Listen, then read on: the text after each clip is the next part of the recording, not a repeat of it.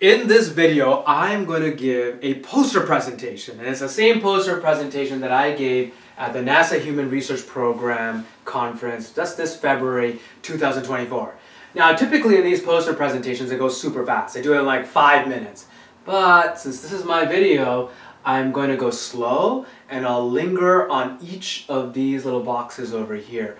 If you do get bored, then what you can do is, if you look in the descriptions, you'll see a time link, and that time link will allow you to jump to like the next little box that I have over here. Also, I'll be talking about like a lot of different links. So all the links that I'll be talking about here, I'll put in the descriptions of the video. If you want a full PDF of this so you can see it in greater detail, that will be on my website, and that's also going to be in the descriptions of this video.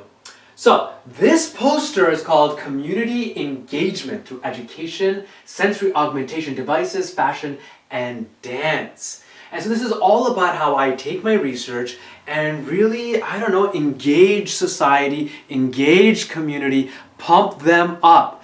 And part of what I want to express in this presentation is that there are ways that I do it in the traditional sense. Traditionally, what people may do is media outreach. So, I do have newspapers that have covered some of my research. I've reached out to a famous YouTuber who's done it. So if you click a link that'll be in the description, you can see examples of that. So, and I believe that's really important so that the larger community can learn about what they have ultimately funded, because NASA is the one that's paying me to do this work. But then also, what I want to show is how do you take really deep creativity. You approach artists, you share your research with them, and then they get pumped and they create something motivated from your research that even I could not have could have believed or imagined. And so then it becomes really epic and interesting. So before continuing, my research is on vibrotactile feedback as a countermeasure to spatial disorientation. What that means is that, you'll have astronauts, you'll have pilots, they get disoriented. They lose sense of which way they're oriented. They lose sense of, for example, where up may be. And so now the question is, well, how do we prevent this? And what I'm looking at is if you put little vibrators on their skin that kind of indicate where up is, do they have a better sense of where they are in space? And this is part of the larger idea of human augmentation. You take technology, you put it onto the human, does it enhance their performance? So human augmentation is something that a lot of people should be interested in. But again, how do we bring this to the public? The second thing I want to say, as I finish this introduction is, it's an important point. Sometimes I approach researchers and I'm like, and they're like, look, educational outreach is really good. However, it takes away from my research. And a part of what I want to say is, actually, educational outreach, community engagement can actually enhance your research. It can actually help you get new ideas, and it can pump you up and motivate you. And so, one simple example would be if I have to do, for example, some outreach to high school students. What I'll do is I'll search literature that's related to what I do, but because it's literature outside of what I do, it forces me or motivates me to look at that. I've always been intending to, but I just couldn't motivate myself until I had to do this outreach. And now all of a sudden I learned something new, and ultimately it does enhance my research. But I'll talk about more directly how each of these boxes have like really legit enhanced my funded research. So this is not like just something where I'm wasting time, but it's helping the research, it's helping community. Okay, so the first thing I want to talk about is this Human Augmentation Collaborative. This initially started, the backstory is many years ago, and there's this really cool undergrad, Jacob Smith, and he was the president of the robotics club, and he was teaching me how to make Arduinos, because my dream was to explore human augmentation just for fun on the side to get intuition. This is before I had gotten my grant on vibrotactile feedback with NASA. So I was just like, I don't know if I'm going to do human augmentation or not, but I'm just interested in it. And I was actually interested in it because of my mythological universe called Somniland, which you can explore. At the time, I had done a rebirth ceremony that was exploring human identity between animality and technology. Nothing to do with my research, but I was just interested in this idea of human identity. Eventually, that mythological universe is what caused me to kind of change the trajectory of my research and go into looking at human augmentation. So in any case, I wanted to learn Arduinos, and then after that we started a small group. At that time it was just Brandeis only, and we're just learning how to put together Arduinos, sensors, stuff like that. And then COVID hit. And when COVID hit, we turned virtual. And once it turned virtual, we had high school students that joined. We had people who were professionals completely outside the field of like human augmentation and neuroscience and stuff like that join. And so it became a larger group, and we did literature review. And I taught those that did not know how to do it, how to do literature review. It was like a journal club. But unlike a normal journal club where it's just like, okay, here's what the journal did, we heavily focused on brainstorming ideas. And we made a series of YouTube videos. So one of the links will go to the website of our group. And the second one will be a series of YouTube videos where you can watch the journal club like overview. But then really the critical part is the deep brainstorming that we do. In the first year, we talked about sensory substitution. And again, the reason we did this is because I was interested, but also these students were. By doing this literature review, my research literally got better. I used the literature review that we did together in the grant that I wrote to NASA later on. So nothing is being wasted here. And so the sensory substitution is like, for example, if you are blind, you replace vision with, you could say, vibrations. And could you then replace your visual information through vibrational information that you're receiving, or auditory information, or something like that? So we spent a whole year doing that. And then by the end of it, the students were like, or not the students, the collaborators, the people in the community were like, let's build something. And so we decided to teach ourselves how to do Arduinos like on Zoom. And we developed a device that had a photocell, so it could detect light and convert it to vibrations. And so the idea was you're sitting in the darkness, there's a light source, and you're feeling that light source. And this someone had already done, but what we were doing was building off of that literature, and we were doing something that no one had published on before. The questions we were looking at was individual differences, immersion, things like that. And there's a YouTube video summarizing all of what we found. And what's cool is that some of those questions on immersion, then I used when I finally got this grant on vibrotactile feedback funded. And so that was kind of interesting and very exciting to do. In year 2 then, we start looking at sensory augmentation. And sensory augmentation is this idea that you have vision, but now you sharpen your vision, you make your vision even better, you augment it. And for the research that I'm doing, instead of augmenting vision, we're trying to augment the vestibular system. So it was on synesthesia and sensory augmentation. And again, I'll give you a playlist and you can look at it. On that playlist are all of the different journals, and we looked at many different papers. It's actually pretty cool, and we did a lot of deep brainstorming. And then the question was, well, what can we build to start to explore this? And so the super cheap device that we built was, and you can't see it here, but maybe I'll put a PDF in the video when I eventually get to it. And it's like an ultrasonic detector, detects distance and converts it into vibrations. And so we decided that that's what we're going to use to experiment. Now before continuing, what I also did is I took that device and then I brought it to like educational outreach with Waltham High School. So I used to be a teacher at Waltham High School back in the day. And so I do a number of outreach, and right when I became a graduate student, I created a program, all free, all volunteer based, where high school kids, mostly from Waltham High School, would come over to Brandeis in the summertime, and I would individually pair them one by one to a postdoc or grad student, and for that summer they would do inquiry-based research, not just cleaning petri dishes, but as much as possible, legit research. I taught them how to do literature review. I gave them courses on that, and also on another course on the beauty of science and things like that. So it was a pretty cool thing. And it also provides a little bit of guidance to the mentors, because how do you interact with high school kids? How do you bring them to the next level and allow them to feel like they're realizing their dreams by adding on to the bed of knowledge? Was something that I wanted to do. Then the next epic thing that we did was I brought it to Waltham High School with Marissa Maddox, who is a biology teacher there. And she passed it through school committee. So now, instead of being in the summertime, this was actually during the school day that the students got like high school credit for taking this course on research. And I taught them how to do literature review. We taught them then how to take that literature review and propose ideas that had never been published on before, and then actually implement it and analyze the data and be able to interpret it. And the first module was environment. The next one was psychology with a focus on depression and anxiety. The third one was human augmentation.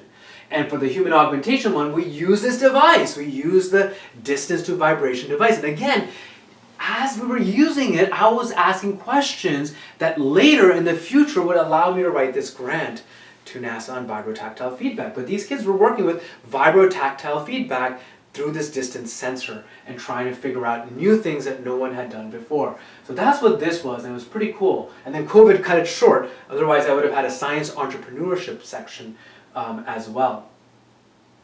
So then this device over here, I also brought it to partying, okay? So for those of you that know me, know that I do these events open to everyone, and I have a newsletter too, so you can always subscribe to that, or on social media and stuff. I post when I do these events. So this event, again, before I got the NASA grant, after my rebirth ceremony was on human augmentation. I wanted to understand it better. I was not researching it at the time. And so the first part of my events usually are reality, a little bit of lecture. So 9 people talked about human augmentation. It was like VR, drones, AR, brain-computer interfaces, stimulating the brain, but also chemical augmentation, augmentation of the human through yoga. My mom did that, really amazing. Transhumanism, and how technology and augmentation perhaps were part of the human from the very earliest parts. So we had all this. It's all on YouTube, all on my website if you want to check it out. After that, I have what I call digestion. People take those elements that we just learned, digest it through artwork. People made artwork, people socialized, but people also use that sensory augmentation device, the distance to vibration. And again, I was learning things. I was observing how people were interacting with it, what questions they were asking. And the final part of this event was the ridiculous things that I do. So I did a ceremony that was symbolic, and we gave birth. We gave birth to the augmented human. Again, the idea being that humans have become impregnated, and our child, the child of humanity, is technology. We gave birth to it. It's our baby. Okay, so that's the partying thing. Now, before I continue on with this device that we made, a slight parallel story is that also I had 2 students, Bunny and Tanmay, from Lexington High School. And they were with me for 2 years. Very dedicated, extremely intelligent students. I mean, by the end of it, they taught themselves Python and MATLAB and Arduino, and they were doing stuff I had no idea. I didn't even know how to program at the level that they were. So they were essentially grad students. For 2 years they tried. The first year, the idea was, let's use drones to do postural stabilization. They didn't get significant results.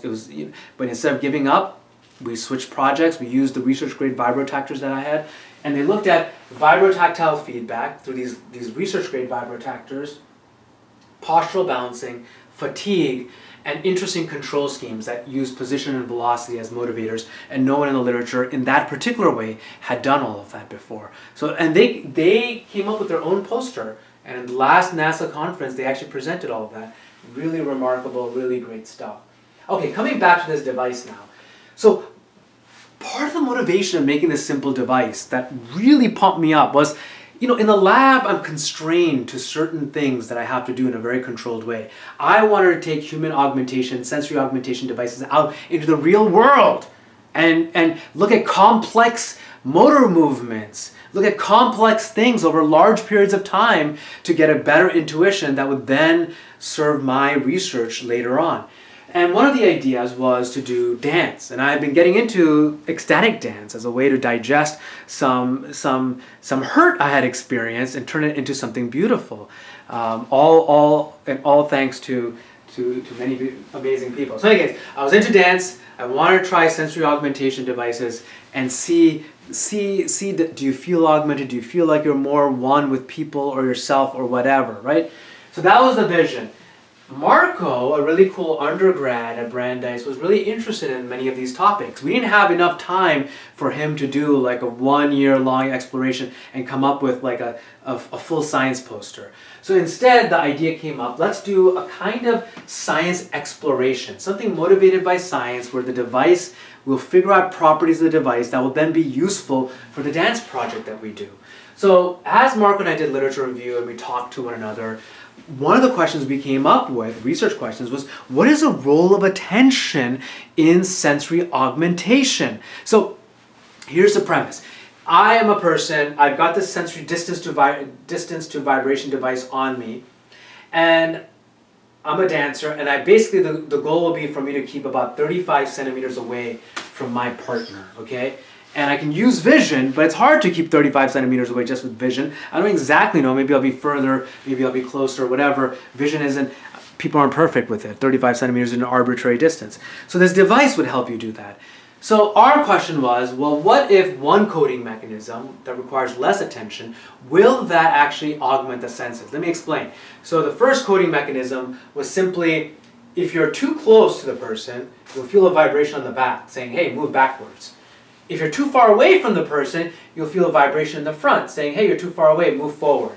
And if you're just the perfect distance, you will not feel any vibration. So this is a kind of like easy thing to learn, right? Because like, you don't have to think, you just follow these vibrations. So in a way, are you really augmenting your senses? And so the idea was you turn it off. Are these people any better at being able to predict 35 or be able to get 35 centimeters away? Or are they any better when the demand goes up? It's a very complex task. And the other coding mechanism was one that did not provide any directional information. So like, you know, if you're too far away, it vibrates, but both of them vibrate. If you're too close, both of them vibrate. And then if you're exactly the right distance, they don't vibrate. So you're not getting directional information. Now you have to pay attention. Now you have to use your vision a little bit more and be like, oh, it's vibrating. I know I'm wrong. I don't know if I'm too close or too far. What does it feel like? And then eventually you find the right location. So, you know, we ran out of time. We only had 4 people per group. So we were not able to see if there are group differences between these mechanisms. But the long story short, what we did find statistical information or significance on was that the first coding mechanism, the easy one, as you may imagine, people felt immersed with it. They felt like they were one with the device a lot quicker, and it also was a lot faster to learn. And so that's what we decided to use in this project. Now it's science, fashion, dance, and sensory augmentation device. So the way this happened was one day I was outside of Brandeis meeting these alien costume people who had come to entertain the new students. And I knew them from a while ago. They're a cool bunch of people, and I used to be on the committee for the Festival of Arts at Brandeis. And there I met Brooke Stanton, who is the director of costume at Brandeis Theater. And wicked cool person. I met her for the first time. I told her about the dream of collaboration, and she was like, sure, I'll collaborate. And it was really amazing. I mean, epic brainstormer, epic dream maker. And so then what we did is I made a video, actually. I made a video for Nelly, describe that when I get over here. But I had made a video that was an overview of my research along with examples of how the fashion industry had been affected by the space industry. Because their papers actually have been written upon that. And also examples of spacesuits and stuff like that, just to motivate fashion students to make something. So I showed that video to Brooke, and then also maybe to 1 or 2 of her undergrads probably saw it too. And Brooke came up with a very amazing design, and she will describe this at a later date because I don't even know all the symbolism. She told me, but I forgot it. But essentially, this was made from reused suits and saris. Representing this idea that space will require us to reuse things, and then what you do is you pull this hula hoop above your head, and it turns into a sphere, like a planet or a sun. That's what it's representing. But it's extraordinary because it's this transformation that you're going through. So you can't, in this picture here, you can see that in this dress rehearsal, Brooke had already made 4 of them. Eventually, all 5 suns and all 5 planets are going to get it.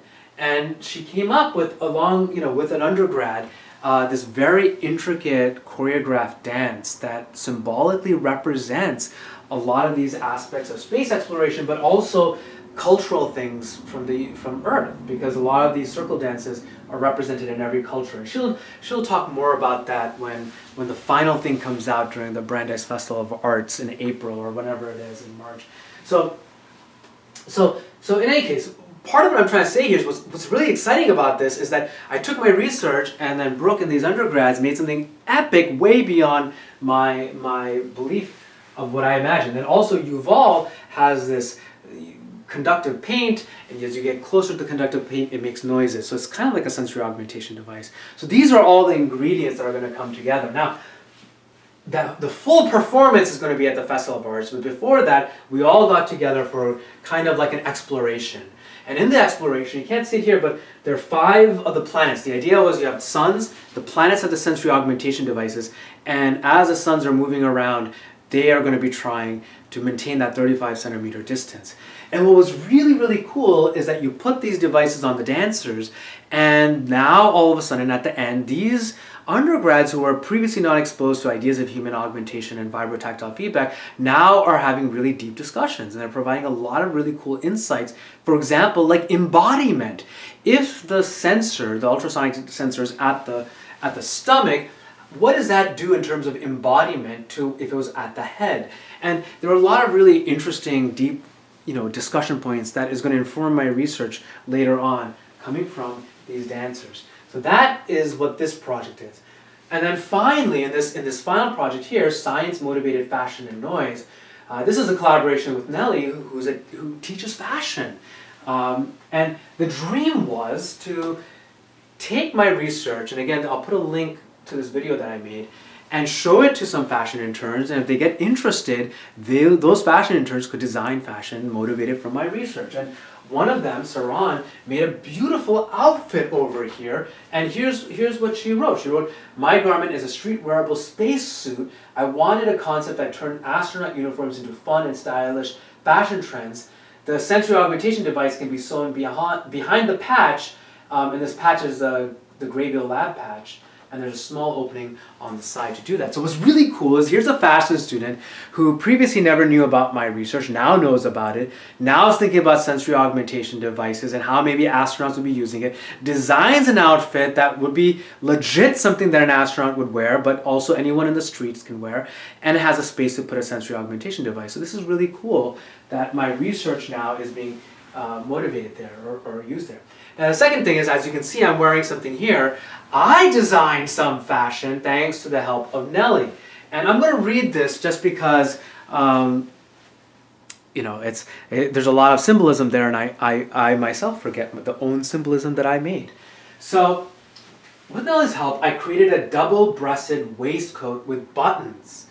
Okay, these buttons I have foraged on my journey of life. So if you take a look at these buttons right over here, they represent my research. So at the top is the Earth analog that I do in my research. So, I put people in this device and I create different analogs, you could say. Something similar to what an astronaut may experience in terms of disorientation. Maybe you could say that. So the first one is the Earth analog. Then I look at Martian, represented by this red rock. These both I got at Olympic National Park. I found them. And then this one is lunar, because it looks like the moon. And then this is 0G. And these 2 rocks I got from Iceland. So the buttons now represent my research. I also chose a double-breasted waistcoat because, it has a naval history. You go out into this ship and go out into the unknown, and that same way you're going out into space in a ship. And so I use that. These udders here, which now are kind of sinking down, but let me see if I can unhook them just so I can show it to you. Sorry, just give me one second. I need to iterate these udders because they kind of fall apart. But take a look.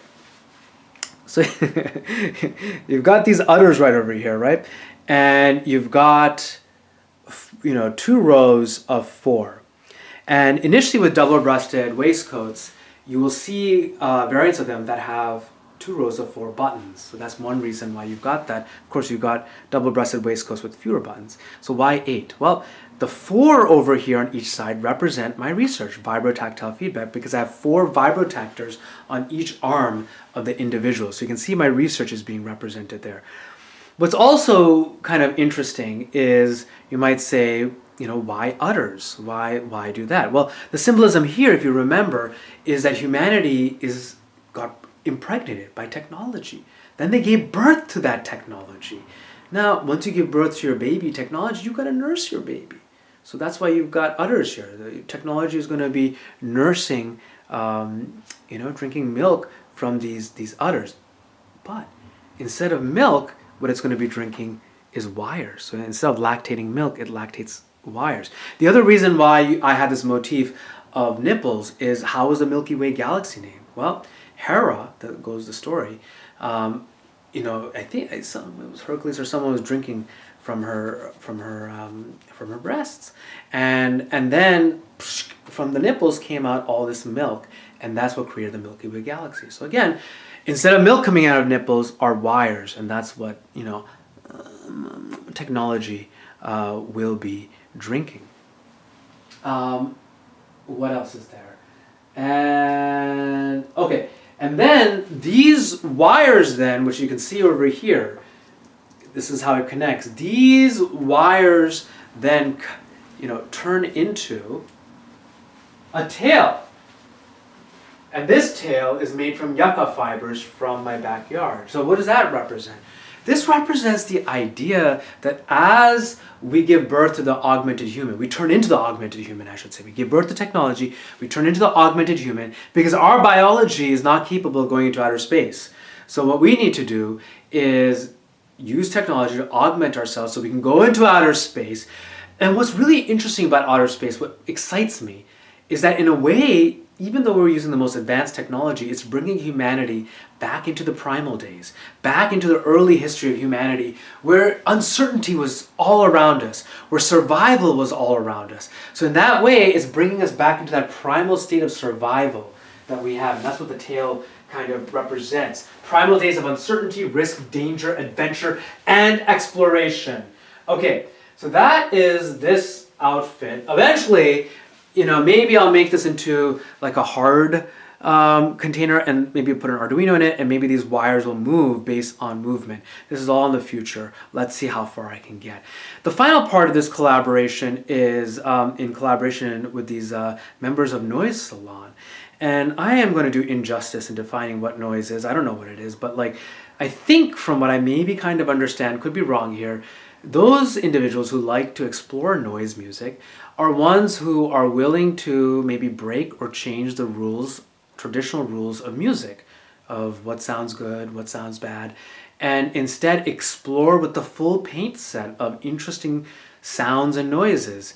And there's those of us who are science inclined in this group who then are asking questions about human perception and a variety of mathematical interesting things that go into it. So in any case, Noise Salon, in addition to Nelly and myself, so Nelly and I had wanted to showcase, essentially create 12 outfits, each which are related to my research to science, and then show them during Boston Fashion Week, where people learn about science and stuff like that. And Noise Salon independently had wanted to do fashion and noise during Boston Fashion Week. So now we're combining all of our skills together, and we're going to have we're still designing it, so who knows what it'll turn out into, but it'll have elements of noise music in it. It'll have Boston Fashion Week, hopefully, and it'll have these fashion outfits and science, all kind of mixed together. Maybe some of that noise music will be motivated by data that has been collected in the lab. Okay, so that is the full thing. Thanks for listening for this long period of time.